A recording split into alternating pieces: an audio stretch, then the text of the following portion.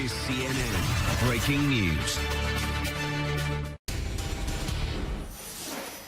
The White House is defending President Trump's endorsement of controversial Senate candidate Roy Moore. Is the White House putting Moore's vote ahead of allegations of child molestation and the larger questions of morality? Joining us now with her take on that and other news items, counselor to President Trump, Kellyanne Conway. Always a pleasure to see you.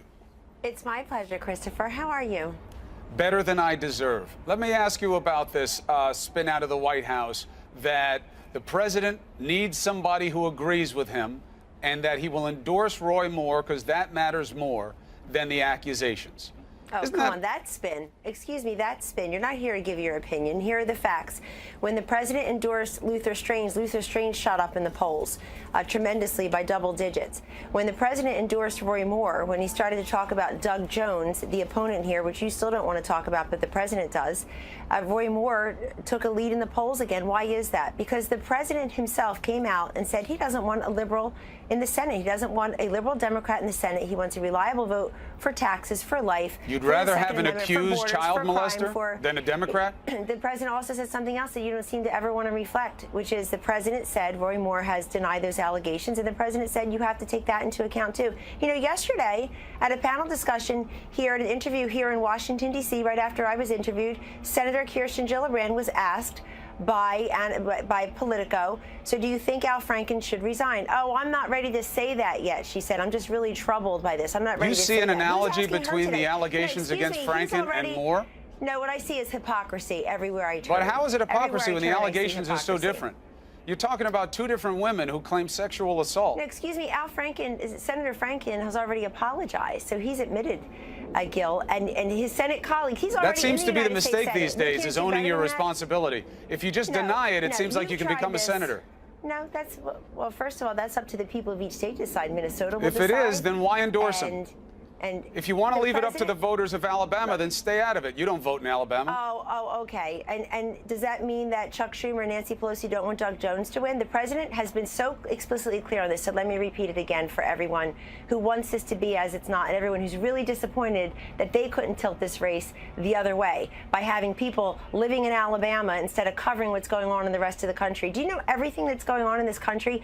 The historic tax cuts for individuals and businesses, but we have people planted in Alabama on one single Senate race. You're telling the President of the United States not to get involved in a race, and the media have people. I'm saying that if he says it's up to the Alabama voters, then don't endorse. Living in Alabama, but somehow the president shouldn't get involved. The president has said he wants a vote. He's also said he doesn't want a liberal Democrat in the Senate. Nobody was even talking about Doug Jones until the president started talking about him. That's because there are these titanic allegations against Roy Moore.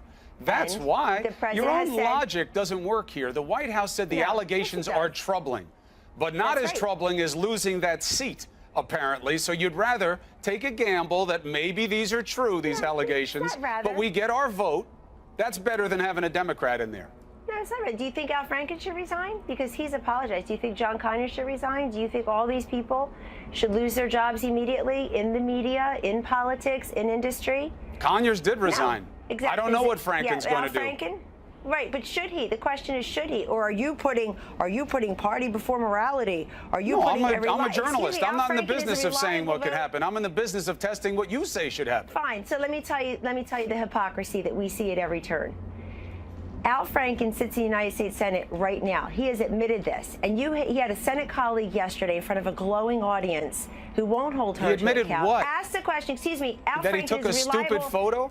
Christopher, that's what he admits. He doesn't admit that he sexually assaulted somebody. Hey, Chris, did you think he was groping? No? I thought it was a stupid photo. I thought it was in poor taste, and he needed to own it, and he did. Oh, okay. Of course you did. But you see that with your own two eyes, and that's your judgment. So here's the thing about These are Senator accusations Franken. of sexual assault. If you flip the names in this race and Doug Jones had these accusations on him, you would talk about nothing else. You never even talked about Doug Jones. If he had these accusations on him, Kellyanne, you'd have his name tattooed on your hand, and you'd keep holding it up with the names of the women on the other hand. Yeah. Every day you would do it. The only endorsement that matters in this race is President Trump's. And when he came out questioning the ideology and the vote of Doug Jones, he'll be a reliable vote for tax hikes. He'll be a reliable vote against border security. He'll be a reliable vote against national security and keeping ISIS in retreat. He'll be a reliable vote against the Second Amendment, against life. He's out of step for Alabama voters, according to the president. The president has said this. You have to reflect that. And here's something else that's very important. But it seems like that you have no standard of morality. That it's all political Chris, pragmatism. say that to me, really? No, not really? you. You're I'm saying the that president's position. No, I know you and I love you. I'm talking about President Trump. If anything, you benefit from bias on my half because I've known you for 20 years. That's why I actually listen to some of this stuff that doesn't make sense. The president seems to have no moral standard at play then. I will not let you it's say all that. political pragmatism. The president has tremendous moral standards. He has said, the White House has said, that the allegations are troubling. The White House the president himself has also said. They're troubling, but not troubling enough to do anything about them. Okay, but wait, did we just hear you? Did you just tell the world that Senator Franken took a stupid photo and I don't know, exercised poor judgment, but that you're not troubled by that? Is that because he's a reliable vote for higher taxes? He's a reliable vote for no border security? Yeah, I love higher taxes, Kellyanne. I'm not one person in America who wants their taxes to go up. That's silly. It's a silly premise. I'm saying you're comparing what Al Franken did to Roy Moore to try to help mitigate the accusations against Moore, and it's obvious. No, let me just review one last time so everybody's got it. Sure, do better this time. The president has said the following. The president has said the following. The allegations are troubling. Roy Moore has denied them. The president said they're 40 years old. The president so what? Who cares how old they are? Excuse me. I'm reflecting to everybody so they have facts first, Chris. All right, go ahead. We're talking apples and not bananas. That's right. Don't be a banana. Give me some more apples. I see a lot of bananas. So the president has said the allegations are troubling. They're also 40 years old. Nobody came forward before. The guy's been on the ballot many times. Doug Jones is a liberal Democrat, the president has said, and he doesn't want a liberal Democrat representing Alabama in the United States Senate. Just like Kirsten Gillibrand and other Democratic senators who are saying, well, I'm not sure yet about the fate. They want a reliable Democrat to have that Senate seat in Minnesota, but you don't call them out on that. And I did want to tell you something else about Alabama. Last night, or about Governor Romney, because I've been watching all morning on your broadcast. Last night, the president spoke with Governor Romney. And the president says he's got a great relationship with Governor Romney. They spoke just last night, late in the night, after the congressional ball here at the White House. And they had a wonderful conversation, according to President Trump. They discussed, among other things, what President Trump did the day before in Utah with the national monuments and talking about historic tax cuts and the like. So it's not true that the president. So it's not true that the president doesn't want Romney to take Orrin Hatch's seat? I didn't see Governor Romney file papers to run for Orrin Hatch's seat. Senator Hatch may run for re-election, and the president, as he did with incumbent Republican Senator Luther Strange, he was supporting an incumbent Republican senator who's been a reliable vote for their shared agenda. So if Orrin Hatch steps away, would he support Mitt Romney? I don't know. You're asking me hypotheticals. Well, you just said they have a great relationship. Why wouldn't I assume that the answer should be yes? Yeah. Well, listen. Governor Romney may want to be in public service in many different roles. And I just wanted to make sure that you know the truth coming from the White House. The President of the United States and Governor Romney spoke, 10 hours ago, less than 12 hours ago. And people should know that, because otherwise there's speculation and consternation, hand-wringing about who speaks for the president and who he speaks to. The only endorsement that's mattered in Alabama is the president's, because he came forward for Luther Strange in the primary, and Strange shot up in the polls. He came forward. Again, the president is against Doug Jones, does not want a liberal Democrat to represent Alabama, is leaving it to the Alabama voters, and has said that he wants Roy Moore in the United States Senate. And you feel good with that? You feel good with Roy Moore as a reflection of your party? My feelings don't matter. Oh, yes, they do. You are a counselor of the President of the United States. Roy Moore is a guy who talks about gay marriage as if it were bestiality. Anytime I express a feeling about a candidate, people who want to make themselves relevant get airtime and Twitter time. So you got to be careful about the Hatch Act. They're going to have to find something relevant and important to do today, make themselves feel better. You have to be careful about observing the rules of ethics there. Let me tell you what I feel good about. That Donald Trump's the president of the United States, that Mike Pence is the vice president of the United States. I feel great for all those forgotten men and forgotten women who are going to get a tax cut for Christmas and for New Year's and for the holidays. All those rich people who are going to get that tax cut. Oh, come on. Oh, come on. People in New York are complaining they're not getting their taxes cut. The rich people are complaining because they're not getting enough of a tax cut. You said earlier in this interview that you don't know, quote, a single person in America who wants their taxes to go up. I don't. That's why leadership is hard. That's why leadership is hard, because sometimes you have to make hard choices instead of awarding the haves all the time. That's why this president, the haves, give me a break. That's why this president is cutting taxes. Lots of people not for the middle class the way he is for the upper class. That is not true. It's true on every objective scoring. That's a flat-out lie. That's a flat-out lie. It's not even close to a lie. It doesn't meet any of the criteria of a lie.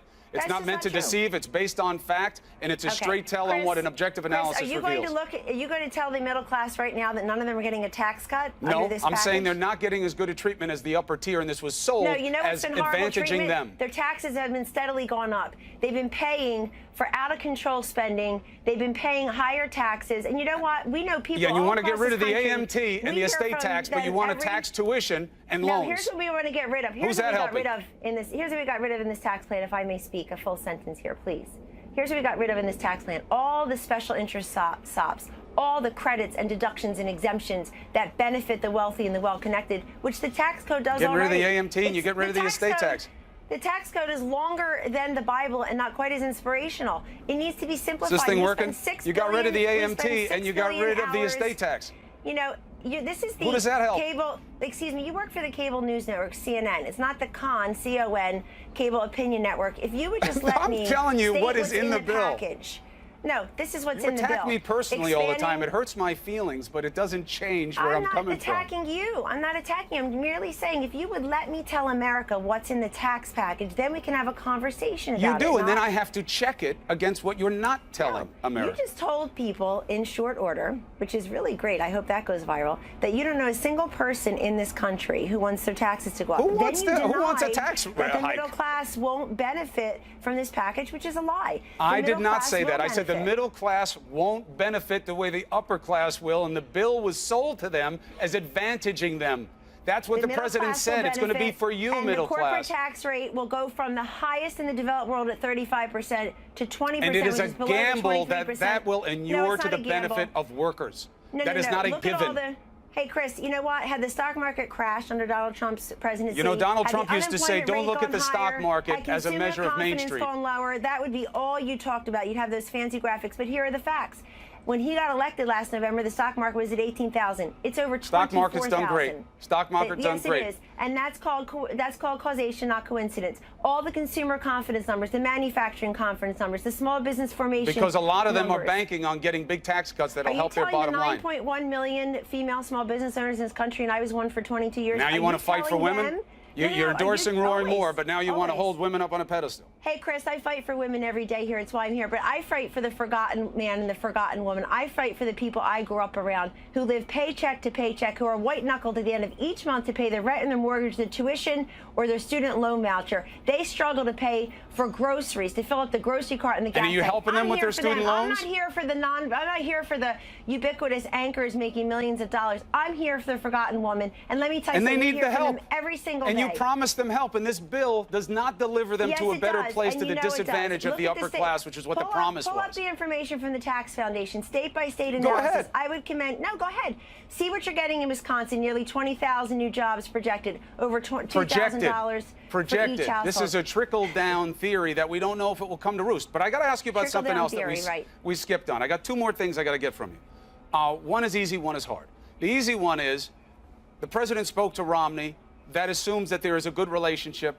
Why did he have his pit bull Bannon down there in Alabama taking the guts out of Mitt Romney yesterday, accusing him of not serving his country, accusing him of hiding behind his faith, saying things about Romney that are equally true about Trump and his kids? Why would the president let Bannon do that? Why wouldn't he condemn that if he wants to have a good relationship with Romney?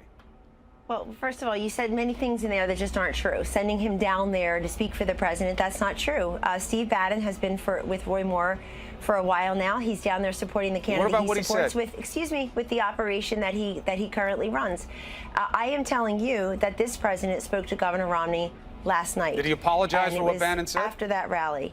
I won't tell you the contents of the full conversation. I don't even know that that was raised. I'm not even sure the president was aware of that because we had a 3-hour, the president and the first lady stood in line for 3 hours taking pictures with members of Congress and their spouses, the cabinet, and do you call out Supreme- Steve Bannon for saying that about Mitt Romney? Chris, can I finish? Saying he hides behind his faith? Whoa. Excuse me. And they were here at the Congressional Ball. We had a wonderful bipartisan event. I personally Right, I'm was glad you very had a good happy party. But what happened with that comment about Romney? You're not listening. They spoke about a number of different things. This is a former presidential candidate and governor. This is the current president. If they can work on issues together of common interest, that's great. And that's so the president. The only endorsement that's mattered in the Alabama race, the one that's mattered the most in this race, is the president's, because after he came out against Doug Jones, and none of you seem to want to say those 9 letters, Doug Jones, that God forbid people find out who he is and who he would be in the Senate. So the president had to go out and do it for you. Thank you, Mr. President. It doesn't make any sense. This isn't about hiding Doug Jones. No. This is about taking a position on what's been said about Roy Moore, which aren't just these accusations. No, that's what you think. He wouldn't let the 10 Commandments be taken out. He puts his faith before the secular laws of a society that is a secular society. And tell me about Doug Jones. Give some equal time here. Give some facts second here, Chris. Doug Jones checked the boxes as a Democrat. He's going to be a tough sell in Alabama. That's always true. He does not have these kind of accusations against him. He's not a man who said that his idea of his religion is more important than what the Supreme Court says, if he's going to be an administrator of the laws as the Chief Justice of the Supreme Court of Alabama. And that's okay because he's going to agree with the president, so the president's willing to swallow all that to get somebody who wants to vote along his way. The president's been very clear on this. The president's been very clear on this. And you know that the Democrats are protecting their own who are already in office in large part because they want reliable liberal Democratic votes. The president was supposed to be different. He said he was going to be better, that he wouldn't play the same games. The Democrats have wasted an entire year. Literally, they wasted all of 2017 They're boxed talking out. about 2016 and talking about 2020. I look at the people They're who want to boxed run out. against Donald Trump in 2020, They're and I boxed laugh out out. loud. They don't What have did the they do in numbers. They 2017? don't have the influence. They put up amendments on things. They all get shot down. We know how the power dynamic works. No. Excuse me. The Republicans passed historic tax cuts. They're in conference now. Historic in what way is what we're going to have to find out. It also repeals the Obamacare mandate. It opens I know. up Anwar. And how's that going to help the little guy? You know how it's going to help the little guy. We hear from the little guy every day. And I have to say, I'm starting to feel insulted on their behalf. They come here to visit us. I sat in the Oval Office yesterday with the president and 4 families. It was an open press event. Because they want to be able to trust and believe in their government. Did CNN follow up with any of those families yesterday who visited with the President of the United States and told him on camera? I know he has his fans. How happy they are about. Are they wrong? Are they misinformed? I know he has his fans. No, they have hope. Wrong? They have faith. They want things to get better. They and you can't fault them for that. But let's see what you give them. I got to ask you about something else. Go ahead. Harry, I have a meeting. You know that this is a controversial move, moving the embassy to Jerusalem. From the White House perspective, how does this increase the chances of peace? Donald Trump, as president, is doing something that several presidents have promised in the past. Let's review the facts here. President Bill Clinton promised to move the embassy to Jerusalem. President George W. Bush promised to move the embassy to Jerusalem. In 1995, by a vote of 93-5, the United States Senate agreed with that and said in 4 years they would do that. Instead, President Clinton did the 6-month waivers. President George W. Bush did something similar. What reason did they offer? Excuse me, it takes President Donald Trump's What reason did they offer for not doing it? To make good on a promise that they cited several different things, but this president National has security concerns. Nobody has an embassy in Jerusalem. Chris, this president, the geopolitical reality is that the administrative state of Israel does exist in Jerusalem. That is where. Why does nobody else have an embassy there?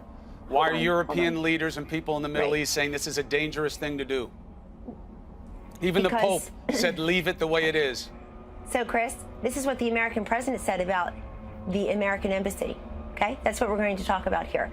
This president's leadership spells the difference. You don't like that the Pope's against it, Kellyanne. It's tough for us Catholics when the Pope comes out against us so close to Christmas. Go ahead. Okay, great. But let me do a full sentence here, not just a semicolon, please. Please, the way you speak is up to you. You'll get the time. The difference between President Trump and past presidents, because they've all promised the same thing with respect to moving the embassy to Jerusalem, is that this president actually will do it. He has consulted with his national security and foreign policy team. He has consulted with the major players, and he has look, remember when this president took his first foreign trip? He went right into the seat of the major religions. He started out in Saudi Arabia. Then he went to Israel. He was at the Vatican. This is somebody who from the beginning told the world that he is open to talking to different leaders and respecting all different religions. He has talked to Mr. Abbas. He has talked to Mr. Netanyahu. He has talked to many different leaders across the world.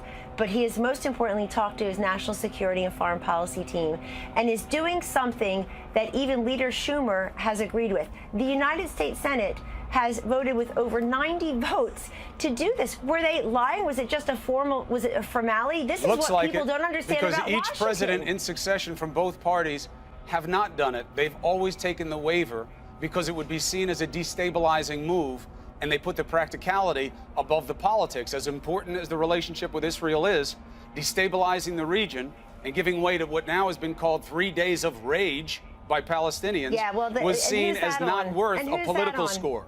I appreciated the earlier interview with your colleague Allison Camerata and the woman who was trying to explain why it's called 3 days of rage and not 3 days of annoyance or 3 days of protest or 3 days of disagreement. It's called 3 days of rage. It's pretty clear. Yeah, the PLO lady ducked that. But the destabilization is a potential consequence of this. Why would you do something to aggravate it? Chris, why did the Senate? Why does this have such bipartisan support? Were they kidding? Are they doing what people in Washington have done for years before President Trump got here to change it, to change the tone, to change the content? Why would you take a vote? Why would you put yourself out there and take a vote in front of your constituents, in front of the world, really, that you don't mean? This president means it. He promised it. He's delivering on it, but he didn't deliver on it in day one because he has been consulting with the leaders around the world. And most importantly, he's consulting with his own national security and foreign policy team. Well, look, we're beefing up security there. Israel's beefing up security there. So hopefully nothing happens that is horrible. I would hate to have to go there under those conditions. Kellyanne, I appreciate you coming on this show. You're always welcome. I'm sure I'll speak to you before, but the best for Christmas for you, the kids, your husband, your family. Merry Christmas. Thank you, Christopher. Be well. Thank you. This is CNN Breaking News. Major. Sarah, one issue that you may have seen this morning is the White House or the president at any level considering creating a global or regional spy network that would circumvent the U.S. intelligence apparatus and serve the president outside of the normal and legally defined intelligence gathering mechanisms? I'm not aware of any plans for something of that definition or anything similar to that at this time. The president would be opposed to that. I haven't had that conversation with him, but I'm not aware of any plans for anything like that moving forward. Your official has been briefed on that idea or has been discussed at any level in this administration? I haven't done a full survey of every member of the administration, but I can tell you as of right now, that's not something that's currently being planned and not something that I'm aware is moving forward in any capacity. Again, I'm not going to answer every hypothetical for every single member. Did some random person off the street come in and say something? I don't know, Major. I'm sorry? The president might consider. Again, I haven't asked him, but it's not something that's currently in the works. John? World leaders have spoken out, Sarah, in the last 24 hours about the possible move of the U.S. Embassy from Tel Aviv to Jerusalem. Mahmoud Abbas says that it would have grave consequences for peace and stability in the region. King Abdullah said much the same thing. Saudi Arabia, at least publicly, is saying the same thing, though I'm told privately they're saying something different than that. French President Macron said that he thought it was a bad idea. In the face of all of that, would the president ignore that advice from world leaders and go ahead and make the move at this time? I'm not going to get ahead of the president's remarks that he'll make tomorrow. He did speak with a number of leaders this morning, and he's going to continue to have conversations with relevant stakeholders, but ultimately he'll make what he feels is the best decision for the United States. Is it safe to say, other than Israel, which thinks that this move is 22 years overdue, that all of the feedback that he's been getting from world leaders is overwhelmingly negative about this idea? No, again, he spoke with 5 leaders. That's hardly indicative of everybody across the globe, but certainly, you know, he's going to continue to have conversations with different leaders from across the world, and we'll keep you posted as those calls take place, and we'll let you know when the president's made a decision. Cecilia. Hey, Sarah. Yesterday, the president said that he felt very badly for General Flynn. Would he consider pardoning him?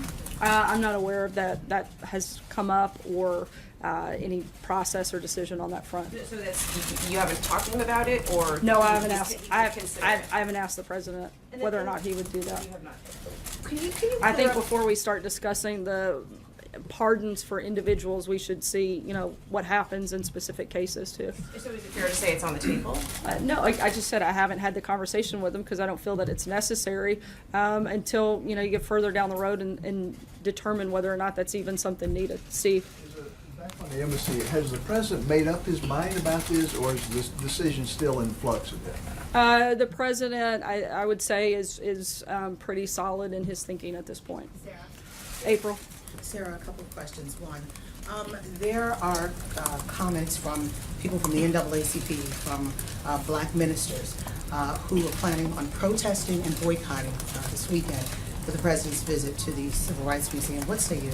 I think that would be honestly very sad. I think this is something that should bring the country together to celebrate the opening of this museum and highlighting civil rights movement and the progress that we've made. And I would hope that those individuals would join in that celebration instead of protesting it. However, they have every right to protest it. Jordan? It's an insult that he's coming as we've had issues of Charlottesville. The back and forth, the president couldn't get his statement straight on Charlottesville. I think he got his statement very clear when he condemned all forms of racism, bigotry, and violence. There's no gray area there, and I think he made it very clear what his position is. Jordan? Thanks, Sarah. Did the president know that Michael Flynn lied to the FBI at the time that he fired him in February? Look, the president knew that he lied to the vice president, and that was the reason for his firing. Matthew? I have a follow-up. So your predecessor said on June 6th, the president of the United States, so they're considered official statements by the president of the United States in regards to his tweet. In regards to his tweets, does that standard still apply to the president's tweets? It does, and I know that you're probably referencing the tweet that was written by the president's attorney, and he's since clarified that, and I would refer you back to the attorney's clarification on that. Matthew? Thanks, Sarah. The White House originally said that if the accusations against Roy Moore were true, then Moore should step aside. I'm wondering how the president reached the conclusion that all of Moore's accusers, including those who have put forward evidence, are lying. Didn't say they were lying. The president's position hasn't changed, still finds those concerning.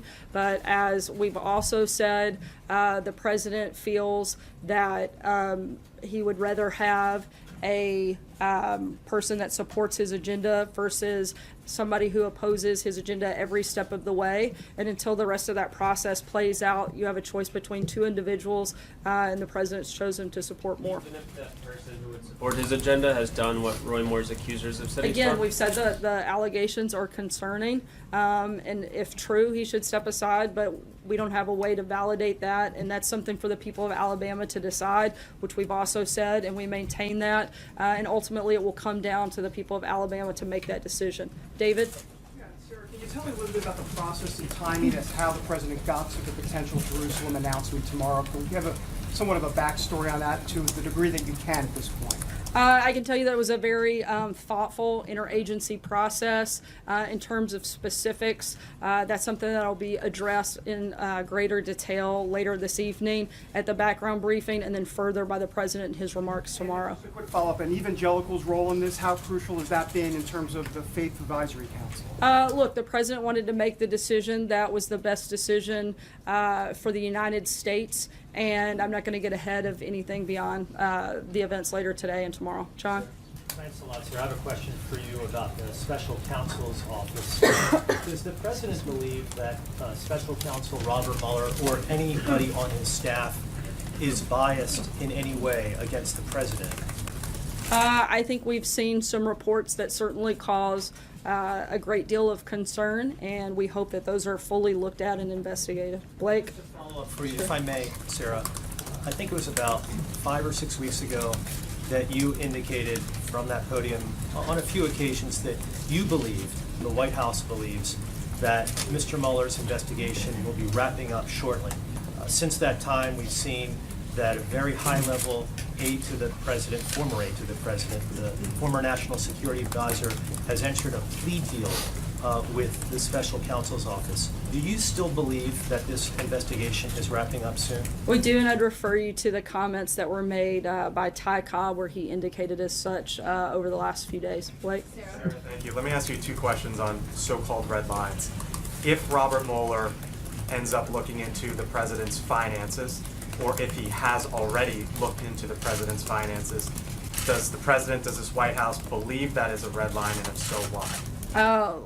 Look, I think it's important to note, and hopefully you guys have seen this statement that Jay Sekulow, a member of the president's legal team, has put out within the last hour, that they confirmed that the news reports that the special counsel had subpoenaed financial records relating to the president are completely false. No subpoena has been issued or received. We've confirmed this with the bank and other sources. I think that this is another example of the media going too far too fast, and we don't see it going in that direction. Let me ask you the second red line. This White House has consistently said there are two red lines on tax reform, middle class relief, and then a 20% corporate rate. But the president over the weekend seemed to suggest that he would be amenable for a corporate rate up to 22%. Why would he be willing to step over his own red line on that issue? Look, the president said I guess maybe a couple of hours ago that we're firm and we feel strongly about the 20%, and we're very excited about the progress we've made on that front, and think that we'll get there on both sides in the House and the Senate. Mike? Sarah? So two quick things. One, does the president believe, as the lawyer from the Solicitor General's office said at the court today, that a baker could put a sign in his window saying, "We don't bake cakes for gay weddings," and that would be legal? I'm sorry, could you say the first part of that question again? My cough kind of drowned you out. So the Solicitor General, the lawyer from the Solicitor General's office for the administration, said today in court, in the Supreme Court, that it would be legal, it would be possible for a baker to put a sign in his window saying, quote, "We don't bake cakes for gay weddings." Does the president agree that that would be okay? The president certainly supports religious liberty, and that's something that he talked about during the campaign, has since upheld since taking office. And that would I believe that would include that. Okay. And one other question just on Russia, but not one that you would expect. What does the president think of the decision to ban Russian athletes from the Olympics in 2018? I haven't had the ability to speak with him directly about that decision since it was made here earlier today, but I'll certainly be happy to talk to him and follow up with you on that. Catherine. Sarah, House Republican leaders had to push back a vote in a short-term budget bill this week to avert a shutdown. Does the White House think that a shutdown is a possibility? It's always a possibility, but it's certainly not what we hope for. And we have both Nancy Pelosi and Chuck Schumer coming later this week, and the president hopes to be able to have conversations with them to make sure that doesn't happen. Hallie? Then the president doesn't think that it would be politically advantageous? Look, I said that that's not what we would like to see happen, and we're going to have meetings and try to make sure that it doesn't. Hallie? Two quick ones for you. And just a statement of fact, when did the president know that Mike Flynn lied to the FBI? As I said earlier, I referred you back to John Dowd's clarification, and I would... I'm asking for a date. When did he find out? Was it when the announcement was made Friday? Was it prior to that? Again, I'm not aware of those specifics, but I would refer you to John Dowd for that specific question. I would on actually response. refer you to John Dowd on that specific question, since it's a second legal question, matter. but I just I'm wanna not make a- allowed to weigh into. No problem. Point to you. You have weighed in on other special counsel matters before, and it's just a statement of fact of when, during the administration, what day the president discovered this lie issue. And I'm telling you as a statement of fact that you should contact John Dowd. Doesn't seem that hard. Stephen? Questions on Roy Moore. Sarah, you said just a minute ago that the president would want somebody in the Senate who supports his agenda versus one who does not. Excuse me, and I just want to clarify here then, is it the White House's position then, sort of formally here, that it is worse to have a Democrat in that Senate seat than somebody who is accused of sexually abusing a teen girl? Look, as I said, we find the allegations to be troubling. And why did the president endorse? Look, I think that those are different things in terms of we aren't going to be the ones to determine that process. That's for the people of Alabama to determine what those things come down on. He does want people that support his agenda. He's not going to obviously support a Democrat. And I think if that's our standard, then we need to look at a number of members of Congress that have had allegations brought against them that are still in office. Stephen. Thanks, Sarah. I do want to nail something down with respect to John Dowd and what he's been telling us in the last couple of days. He's argued that the president cannot be charged with obstruction of justice because he is the chief law enforcement officer in the country. That's his opinion. Does the White House share that opinion? Has the White House counsel's office looked into this question? Does it share that perspective? Look, I'm not going to get into a back and forth on legal theories, but I can tell you, as the president has said, there's no collusion, there's no obstruction, and that we're confident that the facts will show that when this is wrapped up. What do you Jim? make of the whole notion of obstruction of justice, though? I mean, it's been discussed in the last couple of days. A lot of people have been talking about it. What do you think about it? I'm not an attorney, and as far as I know, only John Decker in the room is. And so, if you want to ask him legal questions, you certainly can. I don't know if he'll answer them, but that's as far as I'm going to go on that. Jim? I'm not an attorney either. Let me ask you about... I know, that's why I didn't call you out. Thank you, I appreciate that. This decision on Jerusalem, is the president concerned that there could be violence as a result of recognizing Jerusalem as the capital of Israel? Has that been looked at by this White House? A number of things have been looked at that have been weighed into the president's decision, but as I said a few minutes ago, I'm not going to get ahead of his remarks, and we'll be certainly happy to address those at a later time. On Roy Moore, just very quickly, the folks got a couple of questions. Isn't there a moral decision that you're making here? And I'm sure you've heard this talked about in the news the last couple of days as the president has decided to endorse Roy Moore. This is somebody who has been accused of child abuse, of molesting children. How can that vote in the Senate be that important that you would take a gamble on somebody who has been accused of molesting kids? I think that's something, as I've said, who's underage. As I've said, that's something for the people of Alabama to decide, and that's up for them. That in any way, has he wrestled with that question? As I said, we find the allegations very troubling, and again, this is up to the people of Alabama to make that decision. I'm not a voter in Alabama and can't make that decision. Brian. Sarah, thank you. The president said that the tax plan will hurt him individually. Will the president release his taxes to prove that? I'm not aware of any plan to do that, but if it changes, I'll certainly let you know. I mean, he can release it even if it's under audit. He can release his tax returns. As he said, as long as it's under audit, he's not going to do that, and I'm not aware of any plans to change that policy at this time. John? Yeah, thank you, Sarah. A matter of procedure on the Roy Moore endorsement. Did the president have any conversations with Chairman McDaniel of the RNC after he made his position known, or did he talk to State Chairman Latham in Alabama, or any of the players involved in the Republican National Committee before they decided to get back in the race and support Roy Moore? I know there have been conversations between administration officials and the RNC and supported that move, but legally I can't, because of the Hatch Act, go much further beyond that. You can't say who the officials are. I know that there were multiple conversations. I'm not aware if the president spoke specifically with the chairwoman. I'd have to check on that and let you know, but I do know the administration supported the RNC's decision. However, I can't go any further than that at this time. Hunter? Thank you, Sarah. Given the president's endorsement, does he agree with Roy Moore that Muslims should not be allowed to serve in Congress? I haven't asked him about a past statement from Roy Moore. But, I mean, you're saying that their agendas are kind of in lockstep. I'm saying he Does that go supports both the ways? president's agenda. The president doesn't necessarily support everything of Moore's agenda. Amen. Thanks, Sarah. Does the president expect Deutsche Bank or any financial institutions to cooperate with requests for documents from U.S. law enforcement if they get them? As I said a few minutes ago, Jay Sekulow, a member of the president's legal team, put out that Message to the financial institutions themselves, if they get a request, should they comply with that? look, I'm not going to get into hypothetical situations and try to determine and project everything that could happen. We know that it hasn't happened up until this point, and that the reports out were totally false. And again, the media got ahead of their skis a little bit on pushing and driving that story that wasn't true. Brian. Just to follow up on one more a bit, are you saying that you're saying let the people decide, but this administration has endorsed Roy Moore? Why endorse him if you want the people to decide? You're influencing the decision by endorsing him. And secondly, are you saying that no matter who runs as a member of the GOP, it's okay as long as you are in lockstep with the president and vote the way he wants? Once again, I'm not going to get into every person that could or couldn't run for office down the line. Hold on, I'm going to finish answering the question if you'll allow me to. I'm not going to address, you asked, the end of your question was every person that runs for office. One, I'm not going to weigh into, because I don't know who may run for office.